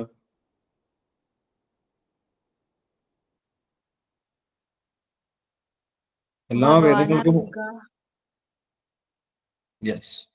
എല്ലാ വേദങ്ങൾക്കും ഒരേ ഉദ്ദേശമാണോ അല്ലെങ്കിൽ ഓരോ ശാസ്ത്രത്തിനും വ്യത്യസ്തമായിട്ടുള്ള ഉദ്ദേശങ്ങളാണോ ഉള്ളത്? എല്ലാ ഹരകൃഷ്ണപ്രഭു, എല്ലാ വേദങ്ങൾക്കും ഒരേ ഉദ്ദേശമാണുള്ളത്, ഭഗവാനെ കുറിച്ച് മനസ്സിലാക്കുക എന്നുള്ളത്. അത് ഭഗവാൻ പറഞ്ഞു തരുന്നുണ്ട്, അല്ലെ? വേദൈശ്ച സർവൈർ അഹമേവ വേദ്യു എന്ന് ഭഗവാൻ പറഞ്ഞു തന്നിട്ടുണ്ട്. വേദൈശ്ച സർവേ എന്ന് പറഞ്ഞാൽ എന്ന് പറഞ്ഞു കഴിഞ്ഞാൽ എല്ലാ വേദങ്ങളുടെയും ഉദ്ദേശം, എല്ലാ വേദങ്ങളുടെയും എന്ന് പറഞ്ഞു കഴിഞ്ഞാൽ വേദങ്ങളുടെയും ഉപനിഷത്തുകളുടെയും പുരാണങ്ങളുടെയും ഒക്കെ ഉദ്ദേശം എന്താണ്? ഭഗവാനെ കുറിച്ചുള്ള സത്യം മനസ്സിലാക്കുക എന്നുള്ളതാണ്. അതാണ് വേദങ്ങളുടെ മുഴുവൻ ഉദ്ദേശം. ചില ആളുകൾ പറയും ഓരോ പുരാണത്തിലും ഓരോ മാതിരിയാണ് പറഞ്ഞിരിക്കുന്നത്. ശിവപുരാണത്തിൽ വേറെയാണ്, അല്ലെങ്കിൽ നന്ദിപുരാണത്തിൽ വേറെയാണ്, ഗരുഡ പുരാണത്തിൽ വേറെയാണ്. അങ്ങനെയല്ല, എല്ലാ പുരാണത്തിലും ഭഗവാനെ കുറിച്ചാണ് പറയുന്നത്. അതൊരു ആചാര്യന്റെ സഹായത്തോടു കൂടി വായിക്കുമ്പോൾ അല്ലെങ്കിൽ മനസ്സിലാക്കുമ്പോൾ മാത്രമേ അതിന്റെ യാഥാർത്ഥ്യം നമ്മൾക്ക് മനസ്സിലാക്കാൻ സാധിക്കുകയുള്ളൂ. ആചാര്യവാൻ പുരുഷോ വേദ എന്ന് പറയുന്നുണ്ട്. വേദം എന്ന് പറയുന്നത് നമ്മൾ ഒരു പുസ്തകം എടുത്ത് വായിക്കുന്നതല്ല വേദപഠനം. ഒരു ഗുരുവിന്റെ കീഴിൽ അഭ്യസിക്കുന്നതാണ് വേദപഠനം. ഗുരുവാണ് നമ്മൾക്ക് ജ്ഞാനം ഉപദേശിക്കുന്നത്. ഉപദേശന്തി തേ ജ്ഞാനം ജ്ഞാനിന തത്വദർശിന. ഒരു വ്യക്തിയാണ് നമ്മൾക്ക് ജ്ഞാനം പകർന്നു നൽകുന്നത്, അല്ലാതെ ഒരു പുസ്തകമല്ല. പുസ്തകത്തിലൂടെ നമ്മൾക്ക് പൂർണ്ണമായിട്ട് ജ്ഞാനം ലഭിക്കാൻ സാധ്യത കുറവാണ്. വ്യക്തിയിൽ നിന്നാണ് നമ്മൾക്ക് ജ്ഞാനം ലഭിക്കുന്നത്.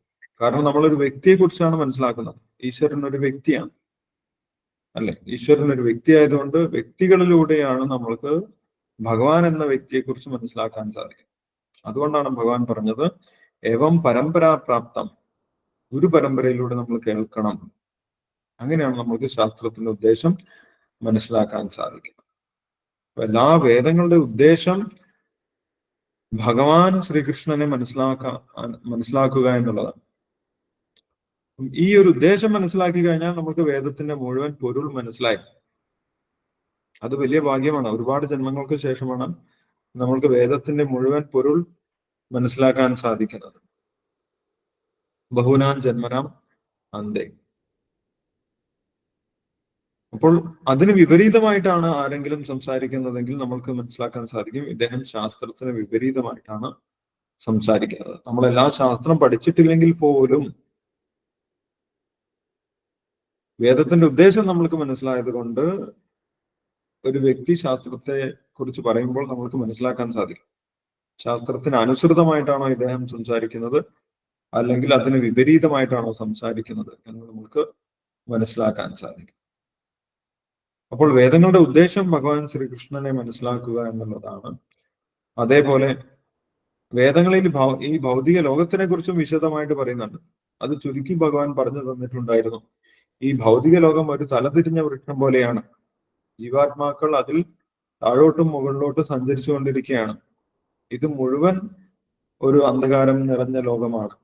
ഇതിന്റെ പുറത്തു കടക്കുക എന്നുള്ളതാണ് നമ്മുടെ ലക്ഷ്യം എന്നൊക്കെ ഭഗവാൻ പറഞ്ഞു തന്നിട്ടുണ്ടായിരുന്നു. അതേപോലെ രണ്ടു തരത്തിലുള്ള ജീവാത്മാക്കളുണ്ട് എന്നും ഭഗവാൻ പറഞ്ഞിട്ടുണ്ട്, അല്ലെ? വേദങ്ങൾ മുഴുവൻ മനസ്സിലാക്കിയവർക്ക് രണ്ടു തരത്തിലുള്ള ജീവാത്മാക്കളുണ്ട് എന്ന് മനസ്സിലാക്കാൻ സാധിക്കുമെന്നും ഭഗവാൻ പറഞ്ഞിട്ടുണ്ടായിരുന്നു 15-ാമത്തെ അധ്യായത്തിൽ. അത് ഓർമ്മയുണ്ടോ?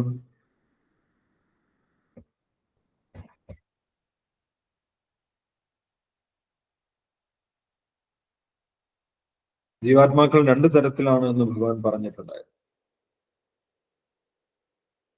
ഏതൊക്കെയാണ്? ഭഗവാൻ ആ ജീവാത്മാക്കളിൽ പെടുന്നുമില്ല എന്ന് പറഞ്ഞിട്ടുണ്ട് അല്ലെ? ശരവം യെസ്, ക്ഷരവും അക്ഷരവും അല്ലെ? ക്ഷരശ്ചാക്ഷരമേവച ദ്വൗ ഭൂതസർഗേ അസ്മിൻ ക്ഷരശ്ചാക്ഷര ഏവച. ക്ഷരവും അക്ഷരം. ക്ഷരം എന്ന് പറഞ്ഞു കഴിഞ്ഞാൽ തെറ്റുപറ്റുന്നവർ, അല്ലെങ്കിൽ ഭഗവാനെ അവഗണിക്കുന്നവർ, ഭഗവാനെ അവഗണിച്ച് ഭൗതിക ലോകത്തിലേക്ക് വന്നിട്ടുള്ളവർ, അതാണ് അക്ഷരം. അക്ഷരം എന്ന് പറഞ്ഞു കഴിഞ്ഞാൽ ഒരിക്കലും ഭഗവാനെ അവഗണിക്കാത്തവർ. കൂടസ്ഥോ അക്ഷരം ഉച്ചത്, എല്ലാ സമയത്തും ഭഗവാന്റെ സേവനത്തിൽ നിലനിൽക്കുന്നവരാണ് അക്ഷരം, ആത്മീയ ലോകത്തിലുള്ള ജീവാത്മാ. ആത്മീയ ലോകത്തിനെ കുറിച്ചും വേദങ്ങളിൽ പറയുന്നുണ്ട്. അവ്യക്തോ അക്ഷരമിത്യുക്ത തസ്മാഹു തമാഹു പരമാം ഗതി. അവ്യക്തമെന്നും അക്ഷരമെന്നുമാണ് വേദങ്ങളിൽ ആത്മീയ ലോകത്തിനെ കുറിച്ച്, വൈകുണ്ഠ ലോകത്തിനെ കുറിച്ച് പറഞ്ഞിട്ടുള്ളത്. ഇതെല്ലാം വേദങ്ങളുടെ ചുരുക്കമാണ്. അവസാനം ഭഗവാൻ പറഞ്ഞിട്ടുണ്ടായിരുന്നു, ഭഗവാൻ ക്ഷരവുമല്ല അക്ഷരവുമല്ല, ഭഗവാൻ അതിനുപരിയായിട്ടുള്ള ഉത്തമ പുരുഷനാണ്. എല്ലാ ജീവജാലങ്ങളെയും സംരക്ഷിക്കുന്ന ഒരേ ഒരു പുരുഷനാണ് ഭഗവാൻ എന്നും ഭഗവാൻ പറഞ്ഞിട്ടുണ്ടായിരുന്നു. യോ മാമേവ സമ്മൂഢോ ജാനാതി പുരുഷോത്തമം സ സർവവിദ് ഭജതി മാം സർവഭാവേന ഭാരത. ആരാണോ ഭഗവാൻ ശ്രീകൃഷ്ണനെ പരമപുരുഷനായിട്ട് മനസ്സിലാക്കുന്നത്, ആ വ്യക്തി വേദങ്ങളുടെ മുഴുവൻ ഉദ്ദേശം മനസ്സിലാക്കിയ വ്യക്തിയാണ് എന്ന് പറയും. അത് ഒരുപാട് ജന്മങ്ങൾക്ക് ശേഷം സംഭവിക്കുന്ന ഒരു കാര്യമാണ്. ബഹുനാം ജന്മനാം അന്തേ ജ്ഞാനവാൻ മാം പ്രവൃത്തി. ഒരുപാട് ജന്മത്തിലെ ജ്ഞാനം നേടിയതിനു ശേഷമാണ് ഒരു വ്യക്തി ഭഗവാൻ ശ്രീകൃഷ്ണനെ കുറിച്ച് മനസ്സിലാക്കുന്നതും ഭഗവാനെ ശരണം പ്രാപിക്കാൻ തയ്യാറാകുന്നത്. വാസുദേവ സർവമിതി. എന്താണ് അദ്ദേഹം മനസ്സിലാക്കുന്നത്? വാസുദേവ സർവമിതി, ഭഗവാൻ വാസുദേവൻ തന്നെയാണ് എല്ലാം എന്ന് അദ്ദേഹം മനസ്സിലാക്കും. ഭഗവത്ഗീതയിൽ നേരിട്ട് ഭഗവാൻ അത് പറഞ്ഞു തന്നിട്ടുണ്ട്. അഹം സർവസ്യ പ്രഭവം, ഞാനാണ് എല്ലാറ്റിന്റെയും ഉറവിടം. മത്ത പരതരം നാന്യത് കിഞ്ചിത് അസ്തി ധനഞ്ജയ, എന്നെക്കാൾ ഉപരിയായിട്ട് ഒരു സത്യവുമില്ല എന്ന് ഭഗവാൻ പറഞ്ഞിട്ടുണ്ട്. അപ്പോൾ എന്തിനാണ് ഭഗവാൻ അത് പറഞ്ഞു തന്നത്? ഇതറിഞ്ഞാലേ ഒരു വ്യക്തിക്ക് മുക്തി കിട്ടുകയുള്ളൂ. ഭഗവാനെ കുറിച്ച് അറിഞ്ഞാലേ, ഭഗവാന്റെ സ്ഥാനത്തെ കുറിച്ച് അറിഞ്ഞാലേ ഒരു വ്യക്തിക്ക് മുക്തിയിലേക്ക് പ്രവേശിക്കാൻ സാധിക്കുള്ളൂ. ഭഗവാനെ കുറിച്ച് അറിയാതെ ഒരു വ്യക്തിക്ക് മുക്തി ലഭിക്കുന്നില്ല. ഹരിം വിന ന ശ്രുതിം തരന്തി എന്ന് വേദത്തിൽ പറയുന്നു. ഹരിയെ കൂടാതെ, ഹരിയെ മനസ്സിലാക്കാതെ, ഭഗവാനെ മനസ്സിലാക്കാതെ ഒരു വ്യക്തിക്ക് ഈ ജന്മമൃത്യു ചക്രത്തെ മുറിക്കാൻ സാധിക്കുന്നില്ല, അല്ലെങ്കിൽ അതിന് പുറത്തു കടക്കാൻ സാധിക്കില്ല. അപ്പൊ ഭഗവാനെ കുറിച്ച് അതേപടി അറിയേണ്ടത് നമ്മുടെ ഏറ്റവും വലിയ ആവശ്യമാണ്. അതിന് സഹായിക്കുകയാണ് ഭഗവാൻ ചെയ്യുന്നത്. അല്ലാതെ ഭഗവാന്റെ അഹങ്കാരത്തിന് വേണ്ടിയിട്ടല്ല ഭഗവാൻ പറയുന്നത് ഞാനാണ് എല്ലാറ്റിന്റെയും ഉറവിടം, എന്നെക്കാൾ ഉപരിയായിട്ട് ഒരു സത്യവുമില്ല എന്ന് കേൾക്കുന്ന സമയത്ത് ഭഗവാനെ കുറിച്ച് മനസ്സിലാക്കാത്തവർക്ക് സംശയമുണ്ടാകും. ഇതെന്താണ് ഭഗവാൻ എങ്ങനെ പറയുന്നത്? അത് നമ്മളോടുള്ള കാരുണ്യം കൊണ്ടാണ് ഭഗവാൻ അത് വെളിപ്പെടുത്തുന്നത്. അത് മനസ്സിലാക്കിയാലേ നമ്മൾക്ക് മുക്തി ലഭിക്കുകയുള്ളൂ. ഭഗവാനെ കുറിച്ച് അറിഞ്ഞാലേ നമ്മൾക്ക് മുക്തി ലഭിക്കൂ. ഭഗവാനെ കുറിച്ച് അറിയുക എന്നുള്ളതാണ് വേദത്തിന്റെ ഉദ്ദേശം. അതാണ് എല്ലാ ശാസ്ത്രത്തിന്റെയും ഉദ്ദേശം. അത് മനസ്സിലാക്കിയ വ്യക്തിക്ക് ശാസ്ത്രത്തിന്റെ ഉദ്ദേശവും മനസ്സിലാകും. അപ്പോൾ പിന്നെ വേറെ ആരെങ്കിലും അതിന് വിപരീതമായിട്ട് സംസാരിക്കുന്ന സമയത്ത് നമുക്ക് തിരിച്ചറിയാൻ സാധിക്കും, ഇദ്ദേഹം ശാസ്ത്രത്തിന് വിപരീതമായിട്ടാണ് മനസ്സിലാക്കുന്നത്. വേദങ്ങളിലെ ശ്ലോകമൊക്കെ പഠിച്ചിട്ടുണ്ടെങ്കിലും അദ്ദേഹത്തിന് ശാസ്ത്രത്തിന്റെ ഉദ്ദേശം മനസ്സിലായിട്ടില്ല. വേദം പഠിച്ചിട്ടുണ്ടാകും, വേദത്തിലെ ശ്ലോകങ്ങളൊക്കെ പഠിച്ചിട്ടുണ്ടാകും, പക്ഷെ ഭഗവാനെ കുറിച്ച് മനസ്സിലായിട്ടില്ല. അങ്ങനെയുള്ളവരെ കുറിച്ച് 3-ാമത്തെ അധ്യായത്തിൽ ഭഗവാൻ പറയുന്നുണ്ട്. അവര് വേദം പഠിക്കുന്നത് ഭഗവാനെ മനസ്സിലാക്കാൻ വേണ്ടിയിട്ടല്ല. അതാണ് അവർക്ക് ഭഗവാനെ മനസ്സിലാക്കാൻ സാധിക്കാത്തത്. അവർ വേദങ്ങൾ പഠിക്കുന്നത് ഈ ജീവിതത്തിൽ എന്തെങ്കിലുമൊക്കെ നേട്ടമുണ്ടാകണം, അതിനു വേണ്ടിയിട്ടാണ് വേദം പഠിക്കുന്നത്. കാമാത്മാന സ്വർഗപര ജന്മകർമ്മ ഫലപ്രദ പ്രിയാ വിശേഷ ബഹുല ഭോഗൈശ്വര്യ ഗതിപ്രതി. ഭോഗൈശ്വര്യ പ്രസക്താനാം തയാ ബഹൃതചേതസാം വ്യവസായാത്മിക ബുദ്ധി സമാധൗ ന വിധീയതേ. ഭൗതിക നേട്ടത്തിന് വേണ്ടി വേദം പഠിച്ചു കഴിഞ്ഞാൽ ഭഗവാനെ കുറിച്ച് മനസ്സിലാക്കാൻ സാധിക്കുകയില്ല. എന്ന് ഭഗവാൻ അവിടെ പറയുന്നു. കാമസ്തേസ്തർ ഹൃദജ്ഞാനം, അവരുടെ ജ്ഞാനം കാമം കൊണ്ട് നഷ്ടപ്പെട്ടു പോയി. അപ്പോൾ അവർക്ക് എന്തിലാണ് ആകർഷണം? യാമിമാം പുഷ്പിതാം വാചം പ്രവദന്തി അവിഭശ്ചിത വേദവാദരതാ പാർത്ഥ നാണ്യതസ്ഥിതി പാതി. അവർക്ക് വേദങ്ങളിൽ ഒരുപാട് യജ്ഞങ്ങളെക്കുറിച്ചും പുണ്യകർമ്മങ്ങളെക്കുറിച്ചൊക്കെ പറഞ്ഞിട്ടുണ്ടാവും. അതൊക്കെ അനുഷ്ഠിക്കണം, അതാണ് അവർക്ക് താല്പര്യം. ഭഗവാനെ അറിയണമെന്ന് ഒരിക്കലും താല്പര്യമില്ല. അപ്പോൾ വേദങ്ങൾ പഠിച്ചിട്ടുണ്ടെങ്കിലും ഭഗവാനെ മനസ്സിലാക്കിയിട്ടില്ലെങ്കിൽ അവരുടെ വേദപഠനം പൂർത്തിയായിട്ടില്ല എന്നാണ് അർത്ഥം. പക്ഷെ വേദങ്ങളിലെ എല്ലാ ശ്ലോകവും അറിയില്ലെങ്കിലും ഭഗവാനെ മനസ്സിലാക്കുന്നതിനാണ് വേണ്ടിയാണ് വേദങ്ങളൊക്കെ വേദം ഉദ്ദേശിച്ചിട്ടുള്ളത്. വേദത്തിന്റെ ഉദ്ദേശം ഭഗവാനെ മനസ്സിലാക്കുക എന്ന് മനസ്സിലാക്കിയിട്ടുണ്ടെങ്കിൽ ആ വേദത്തിന്റെ മുഴുവൻ ഉദ്ദേശം ഒരു വ്യക്തി മനസ്സിലാക്കി കഴിഞ്ഞു. അതൊരുപാട് ജന്മത്തിലൂടെയാണ് ആ വ്യക്തിക്ക് സാധിക്കുന്നത്. ഭഗവാനെ അംഗീകരിക്കുക എന്ന് പറയുന്നത് അത്ര എളുപ്പമുള്ള കാര്യമല്ല. നമ്മൾക്ക് ഒരുപാട് സംശയങ്ങളുണ്ടാവും. അതിനുശേഷമാണ് ഭഗവാനെ അംഗീകരിക്കുന്നത്. അങ്ങനെ അംഗീകരിച്ചവർ വീണ്ടും വേദങ്ങളുടെ ശ്ലോകങ്ങളൊന്നും വീണ്ടും വീണ്ടും പഠിക്കേണ്ട ആവശ്യമില്ല. അത് നേരത്തെ ഭഗവാൻ പറഞ്ഞിട്ടുണ്ട്. യാവാൻ അർത്ഥ ഉദപാനെ സർവത സംപ്ലുതോദകേ താവാൻ സർവേഷു വേദേഷു ബ്രാഹ്മണസ്യ വിജാനത. വേദത്തിന്റെ ഉദ്ദേശം ഭഗവാനെ മനസ്സിലാക്കുക എന്ന് മനസ്സിലാക്കിയിട്ടുള്ള ഒരു വ്യക്തി വീണ്ടും ഓരോ വേദങ്ങളും ഓരോന്നോരോന്നായിട്ട് പഠിക്കേണ്ട ആവശ്യമില്ല. കാരണം അദ്ദേഹം ഉദ്ദേശം മനസ്സിലാക്കി കഴിഞ്ഞു. വലിയൊരു തടാകം സ്വന്തമായിട്ടുള്ള ഒരു വ്യക്തി വീണ്ടും ഓരോ ചെറിയ കിണർ കുഴിക്കേണ്ട ആവശ്യമില്ല. ഭഗവാനിൽ വിശ്വാസം വരിക എന്നുള്ളതാണ് ഏറ്റവും വലിയ കാര്യം. ഇവിടെ ശ്രീലപ്രഭാതർ പറയുന്നുണ്ട്, ഭഗവാനിൽ വിശ്വാസം വന്നാൽ മാത്രം പോരാ, ആ ഭഗവാന് വേണ്ടി നമ്മൾ പ്രവർത്തിക്കണം. അപ്പോഴാണ് നമ്മൾ ഭക്തിയിലേക്ക് പ്രവേശിക്കുന്നത്. എനിക്ക് ഭഗവാനെ വിശ്വാസമാണ്, എനിക്ക് ഭഗവാനെ സ്നേഹമാണ് എന്ന് പറഞ്ഞിരുന്നത് കൊണ്ട് മാത്രം ആയില്ല. ആ ഭഗവാന് വേണ്ടി പ്രവർത്തിക്കണം. അല്ലെ, നമ്മള് വീട്ടില് എനിക്ക് ഭർത്താവിനോട് വലിയ സ്നേഹമാണ് എന്ന് പറഞ്ഞിരുന്നത് കൊണ്ട് മാത്രമായില്ല, അദ്ദേഹത്തിന് വേണ്ടി പ്രവർത്തിക്കണം. നമ്മൾ ഭക്ഷണം ഉണ്ടാക്കണം. ഭക്ഷണം ഉണ്ടാക്കാതെ ഭർത്താവിനെ എനിക്ക് വലിയ സ്നേഹമാണ് എന്ന് പറഞ്ഞിരുന്നത് കൊണ്ട് കാര്യമില്ല. ഭക്ഷണം ഉണ്ടാക്കി അദ്ദേഹത്തിന് കൊടുക്കണം. അപ്പോഴാണ് നമുക്ക് സ്നേഹമുണ്ട് എന്ന് ബോധ്യപ്പെടുന്നത്. പലരും നമ്മളോട് ചോദിക്കും, അല്ലെ, നിങ്ങൾ ഈ ഭക്തി ഉണ്ടെങ്കിൽ അത് മനസ്സിൽ വെച്ചാൽ പോരെ, എന്തിനാണ് നിങ്ങൾ ഇങ്ങനെ കാണിക്കുന്നത്, വലിയ കുറിയൊക്കെ തൊട്ട് മുട്ടയടിച്ച് ഇങ്ങനെ നടക്കുന്നത്? ഈ ഭഗവത്ഗീത പ്രചരിപ്പിക്കുന്നത് എന്തിനാണ്? ആവശ്യമുള്ളവർ അത് വായിച്ചു പഠിച്ചോളില്ലേ? നിങ്ങൾ ഇങ്ങനെ എത്രയും ഷോ കാണിക്കുന്നത് എന്തിനാണ് എന്ന് ചോദിക്കും. ഭക്തി എന്ന് പറയുന്നത് നമ്മൾക്ക് ചെയ്യാനുള്ളതാണ്. ഭക്തി എന്ന് പറഞ്ഞു കഴിഞ്ഞാൽ സേവനമാണ്, അല്ലാതെ അത് മനസ്സിൽ വെച്ച് ഇരിക്കാനുള്ളതല്ല. മനസ്സിൽ ഭക്തി ഉണ്ടാകണം, അത് നമ്മൾ ചെയ്യുകയും കൂടി വേണം. അല്ലെ, എനിക്ക് ഭർത്താവിനോട് മനസ്സിൽ സ്നേഹമുണ്ട് എന്ന് പറഞ്ഞത് കൊണ്ട് മാത്രമായില്ല. മനസ്സിൽ സ്നേഹമുണ്ടാകണം, അതിനനുസരിച്ച് നമ്മൾ പ്രവർത്തിക്കുകയും കൂടി വേണം. അപ്പോഴേ മനസ്സിൽ സ്നേഹമുണ്ട് എന്നുള്ളതിന് തെളിവാകുന്നുള്ളൂ. അതേപോലെയാണ് ഭക്തി എന്ന് പറഞ്ഞു കഴിഞ്ഞാൽ നമ്മൾ പ്രവർത്തിക്കാനുള്ളതാണ്.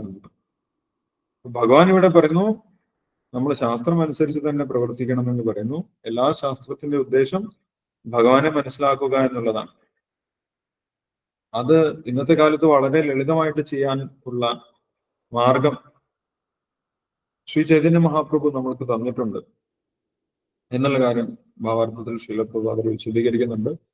കാരണം കലിയുഗത്തിൽ നമ്മൾക്ക് എല്ലാ വേദങ്ങളും ശാസ്ത്രങ്ങളും പഠിക്കാനുള്ള അവസരമില്ല. പക്ഷേ വേദങ്ങളും ശാസ്ത്രങ്ങളും പഠിക്കണമെന്ന് തന്നെയാണ് ഭഗവാൻ പറയുന്നത്. അല്ലെ, ചില ആളുകൾ പറയും, എനിക്കൊന്നും അറിയില്ല, ഞാനങ്ങനെ പഠിച്ചിട്ടൊന്നുമില്ല, ഞാൻ എൻ്റെ ഇഷ്ടത്തിന് വേണ്ടി ഇഷ്ടം പോലെ ചെയ്യുകയാണ്. അത് ഭഗവാൻ അംഗീകരിക്കുന്നില്ല. അത് അജ്ഞാനത്തിലുള്ള ജീവിതമാണ്. അജ്ഞാനത്തിൽ ജീവിക്കാനല്ല മനുഷ്യജന്മം, അതിന് വേറെ ജന്മങ്ങളുണ്ട്. ജ്ഞാനത്തിൽ ജീവിക്കാനാണ് താല്പര്യമെങ്കിൽ അതിന് വേറെ ഒരുപാട് ജന്മങ്ങൾ. മനുഷ്യരായി കഴിഞ്ഞാൽ ഭഗവാനെ കുറിച്ച് അറിഞ്ഞിരിക്കണം, ശാസ്ത്രം പഠിച്ചിരിക്കണം, അല്ലെങ്കിൽ ശാസ്ത്രത്തിന്റെ ഉദ്ദേശം അറിഞ്ഞിരിക്കണം. അത് നിർബന്ധമാണ്. അല്ലെങ്കിൽ മനുഷ്യജന്മം കൊണ്ട് പ്രയോജനമില്ല, അത് ഉപയോഗിക്കുന്നില്ല എന്നാണ്. അപ്പോൾ നമ്മൾ എനിക്കൊന്നും അറിയില്ല എന്ന് പറഞ്ഞിരിക്കുന്നത് ശരിയായിട്ടുള്ള രീതിയല്ല. നമ്മൾ തീർച്ചയായിട്ടും അറിഞ്ഞിരിക്കണം, ഭഗവാനെ കുറിച്ച് അറിഞ്ഞിരിക്കണം. അതിന് കലിയുഗത്തിൽ വളരെ എളുപ്പമാണ് എന്നാണ് പറയുന്നത്. ഭഗവാന്റെ നാമം ജപിച്ചാൽ മതി. നമ്മൾ വീണ്ടും എല്ലാ വേദങ്ങളും പഠിക്കേണ്ട ആവശ്യമില്ല. എല്ലാ വേദങ്ങളുടെ ഉദ്ദേശം ഉൾക്കൊള്ളുന്നതാണ് ഹരേ കൃഷ്ണ മഹാമന്ത്രം. ഹരേ കൃഷ്ണ കൃഷ്ണ കൃഷ്ണ ഹരേ ഹരേ, ഹരേ രാമ രാമ രാമ ഹരേ. ഇത് വേദത്തിന്റെ മുഴുവൻ ഉദ്ദേശം ഉൾക്കൊള്ളുന്നതാണ്. ഭഗവാന്റെ നാമം ജപിക്കുക, ഭഗവാന് നിവേദിച്ച പ്രസാദം കഴിക്കുക. അങ്ങനെ തന്നെ നമുക്ക് കൃഷ്ണാബോധം ഉണ്ടാകുമെന്നാണ് പറയുന്നത്. കൃഷ്ണാബോധം യഥാർത്ഥത്തിൽ എങ്ങനെയാണ് ഉണ്ടാകുന്നത്? എല്ലാ വേദങ്ങളും പഠിച്ച് ഒരുപാട് ജന്മങ്ങൾക്ക് ശേഷമാണ് നമുക്ക് കൃഷ്ണാബോധം ഉണ്ടാകുന്നത്. ബഹൂനാം ജന്മനാം അന്തേ ജ്ഞാനവാൻ മാം പ്രപദ്യതേ. ഒരുപാട് ജന്മങ്ങളിലൂടെ ആർജിച്ച ജ്ഞാനത്തിന്റെ ഫലമായിട്ട്, ഒരുപാട് ജന്മങ്ങളിൽ വേദം പഠിച്ചതിന്റെ ഫലമായിട്ടാണ് നമുക്ക് ഭഗവാനെ മനസ്സിലാക്കുന്നത്. ബഹുനാം ജന്മനാം അന്തേ ജ്ഞാനവാൻ മാം പ്രപദ്യതേ. ഭഗവാനെ മനസ്സിലാക്കി ഭഗവാനെ ശരണം പ്രാപിക്കും. കലിയുഗത്തിൽ നമ്മൾക്ക് അതിന്റെ ഒന്നും ആവശ്യമില്ല. വളരെ എളുപ്പത്തിൽ ഭഗവാനെ മനസ്സിലാക്കാനുള്ള മാർഗമുണ്ട്. ഭഗവാന്റെ നാമം ജപിച്ചാൽ മതി. ഹരേ കൃഷ്ണ കൃഷ്ണ കൃഷ്ണ ഹരേ ഹരേ, ഹരേ രാമ രാമ രാമ ഹരേ. അങ്ങനെ ജപിക്കുന്തോറും എന്ത് സംഭവിക്കുമെന്ന് ചൈതന്യ മഹാപ്രഭു പറഞ്ഞു തന്നിട്ടുണ്ട്. അതെ, ചേതോ ദർപ്പണമാർജനം ഭവമഹാധവ നിർവാപണം ശ്രേയ കൈരവചന്ദ്രിക വിതരണം വിദ്യാവധു ജീവൻ. ഭഗവാന്റെ നാമം ജപിക്കുന്തോറും നമ്മുടെ മനസ്സ് ശുദ്ധമാകും. പിന്നീട് എന്ത് സംഭവിക്കും? നമ്മുടെ ദോഷങ്ങളെല്ലാം ഇല്ലാതാവും, കാമക്രോധങ്ങളൊക്കെ ഇല്ലാതാകും. ഭവമഹാദാവാഗ്നി നിർവാപണം ശ്രേയ കൈരവചന്ദ്രിക വിതരണം. നമ്മൾക്ക് ഭഗവാനെ കുറിച്ചുള്ള അറിവുണ്ടാകാൻ തുടങ്ങും. വിദ്യാവധു ജീവനം. നമ്മുടെ ഉള്ളിൽ ഭഗവാനെ കുറിച്ചുള്ള അറിവുണ്ട്. ആ അറിവ് ഉണർന്നു വരും. ഇതൊക്കെ വെറും നാമജപം കൊണ്ട് സംഭവിക്കും. അത്രയും എളുപ്പമാക്കി നമ്മൾക്ക് തന്നിട്ടുണ്ട്. അതുകൊണ്ടാണ് നമ്മൾ ഭഗവാന്റെ നാമം ജപിക്കുന്നതും ഭഗവാനെ കുറിച്ച് നിരന്തരമായിട്ട് ശാസ്ത്രത്തിലൂടെ തന്നെ കേൾക്കുന്നതും. എവിടുന്നെങ്കിലും എന്തെങ്കിലും ഊഹാപോഹം കേൾക്കാൻ വേണ്ടിയിട്ടല്ല ഭഗവാൻ പറയുന്നത്. ഭഗവാനെ കുറിച്ച് സംസാരിക്കുന്ന പലരുമുണ്ട്. പക്ഷെ അവര് ഭഗവത്ഗീത ഭാഗവതം അനുസരിച്ചാണോ സംസാരിക്കുന്നത് എന്ന് കൂടി നമ്മൾ ശ്രദ്ധിക്കാം. അതുകൊണ്ട് ഭഗവാൻ ഇവിടെ നിർബന്ധമായി പറയുന്നത് തസ്മാ ശാസ്ത്രം പ്രമാണത്തെ കാര്യാകാര്യ വ്യവസ്ഥിതവും. ഭഗവാനെ കുറിച്ചുള്ള ശാസ്ത്രം ഏതാണ്? ശങ്കരാചാര്യ പറയുന്നത് ഏകം ശാസ്ത്രം ദേവകീപുത്ര ഗീതം, ഏകോ ദേവോ ദേവകീപുത്രയെ, ഏകോ മന്ത്ര തസ്യ നാമാനിയാനി കർമാപ്യേകം തസ്യ ദേവസ്യ സേവ. എല്ലാ ആചാര്യന്മാരും ഒരേ കാര്യം തന്നെയാണ് പറയുന്നത്. ശാസ്ത്രം എന്താണെന്ന് ശങ്കരാചാര്യ പറഞ്ഞു തരുന്നത്. എന്താണ് ശാസ്ത്രം? ഏകം ശാസ്ത്രം ദേവകീപുത്ര ഗീതം. ദേവകീപുത്രനെ കുറിച്ചുള്ള ഗീതമാണ് ശാസ്ത്രം. അല്ലെങ്കിൽ ദേവകീപുത്രൻ പറഞ്ഞിട്ടുള്ളതാണ് ശാസ്ത്രം. ഇതാണ് യഥാർത്ഥ ശാസ്ത്രം. ഭഗവാനെ കുറിച്ച് പറഞ്ഞിട്ടുള്ള ശാസ്ത്രം ഏതാണ്? ശ്രീമദ് ഭാഗവതമാണ്. ഭഗവാൻ നേരിട്ട് പറഞ്ഞിട്ടുള്ള ശാസ്ത്രം ഏതാണ്? ഭഗവത്ഗീതയാണ്. ഇതാണ് നമ്മൾ മനസ്സിലാക്കേണ്ട ശാസ്ത്രം. ആ ശാസ്ത്രത്തിലൂടെ തന്നെയാണ് നമ്മൾ ഭഗവാനെ കുറിച്ച് മനസ്സിലാക്കുക. ഭഗവാനെ കുറിച്ച് ഊഹങ്ങളല്ല, അല്ലെ? ഭഗവാൻ ഇന്ന് അങ്ങനെ ചെയ്തു ഇങ്ങനെ ചെയ്തു എന്ന് പറഞ്ഞിട്ട് ഒരുപാട് ഊഹങ്ങൾ നമ്മൾ കേൾക്കുന്നുണ്ട്. അതുകൊണ്ട് യാതൊരു പ്രയോജനമില്ല.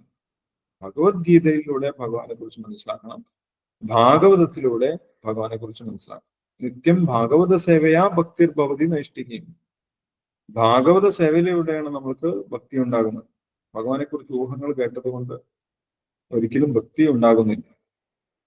അത് ഭഗവാൻ വളരെ സ്ട്രിക്റ്റ് ആയിട്ട് നിർബന്ധപൂർവം തന്നെ ഇവിടെ പറയുന്നുണ്ട്. തസ്മാ ശാസ്ത്രം പ്രമാണത്തെ കാര്യാകാര്യ വ്യവസ്ഥിതു. ഭഗവാനെ കുറിച്ചുള്ള സത്യം നമ്മൾക്ക് യഥാർത്ഥത്തിൽ ബോധ്യപ്പെടണമെങ്കിൽ, നമ്മൾക്ക് സത്യമാണ് അറിയേണ്ടതെങ്കിൽ നമ്മൾ ശാസ്ത്രത്തെ അനുസരിക്കാം. നമ്മൾക്ക് എന്തെങ്കിലും ഊഹങ്ങൾ അറിഞ്ഞാൽ മതിയെങ്കിൽ, നമ്മൾക്ക് തൽക്കാലം കുറച്ച് കഥ കേട്ടിരുന്നാൽ മതിയെങ്കിൽ കുഴപ്പമില്ല. നിങ്ങൾക്ക് എന്തെങ്കിലും കഥ കേട്ടിരിക്കാം. അങ്ങനെ ടൈം പാസ് ആണ് ഉദ്ദേശിക്കുന്നതെങ്കിൽ നമുക്ക് അത് ചെയ്യാം.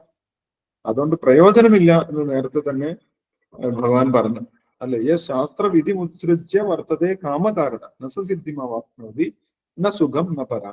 ശാസ്ത്രത്തെ ഉപേക്ഷിച്ചുകൊണ്ട് നമ്മൾ എന്തെങ്കിലും കേൾക്കുകയാണെങ്കിൽ അതുകൊണ്ട് ഒരു പ്രയോജനമില്ല എന്ന് പറഞ്ഞു. ശാസ്ത്രം അനുസരിച്ച് തന്നെ വേണം കാര്യാകാര്യ വ്യവസ്ഥിതവും. ഭഗവാനെ കുറിച്ചുള്ള സത്യവും ഭഗവാനെ കുറിച്ചുള്ള ഊഹവും തിരിച്ചറിയാൻ ശാസ്ത്രമാണ് നമ്മളെ സഹായിക്കുന്നത്. ഭഗവത്ഗീതയും ഭാഗവതമാണ് നമ്മളെ സഹായിക്കുന്നത്. അപ്പൊ നമ്മൾക്ക് ഭഗവാന്റെ ഭക്തി കിട്ടണമെങ്കിൽ, ഭഗവാനെ കുറിച്ച് അറിയണമെങ്കിൽ നമ്മൾ ഭഗവത്ഗീതയും ഭാഗവതത്തെ തന്നെയാണ് ആശ്രയിക്കേണ്ടത്. അല്ലാതെ നമ്മൾ ഊഹങ്ങളോ കഥകളോ കേട്ടതുകൊണ്ട് കാര്യമില്ല. ജ്ഞാത്വാ ശാസ്ത്രവിധാനോക്തം കർമ്മകർത്തും ഇഹാസ്യം. അതുകൊണ്ട് ആ ശാസ്ത്രം അനുസരിച്ച് തന്നെ നമ്മൾ പ്രവർത്തിക്കണം എന്നാണ് ഭഗവാൻ ഇവിടെ പറയുന്നത്, അല്ലെ? ഭഗവാൻ അതിൽ സ്ട്രിക്റ്റ് ആയിട്ട് തന്നെയാണ് പറയുന്നത്. ഭഗവത്ഗീതയിൽ ഒരിക്കലും നിങ്ങൾ എന്തെങ്കിലും ചെയ്തോളൂ, നിങ്ങൾക്ക് ഇഷ്ടമുള്ളതൊക്കെ ചെയ്തോളൂ എന്ന് ഒരിക്കലും നിർദ്ദേശിക്കുന്നില്ല. ഭഗവാൻ വ്യക്തമായിട്ടുള്ള നിർദ്ദേശങ്ങളാണ് നമുക്ക് ഭഗവത്ഗീതയിൽ നൽകുന്നത്. അപ്പോൾ അടുത്ത അധ്യായത്തിൽ അർജുനൻ ചോദിക്കുന്നുണ്ട്, ഇതൊന്നും അനുസരിക്കാതെ, ഈ ഭഗവത്ഗീതയും ഭാഗവതവും ഒന്നും പഠിക്കാതെ സ്വന്തം ഇഷ്ടപ്രകാരം ഓരോരോ ആചാരങ്ങളും അനുഷ്ഠാനങ്ങളും ഒക്കെ ചെയ്യുന്നവരുടെ ഗതി എന്താണ്? അവരെന്താണ് വിശ്വസിക്കുന്നത് എന്ന് ചോദിക്കുന്നു.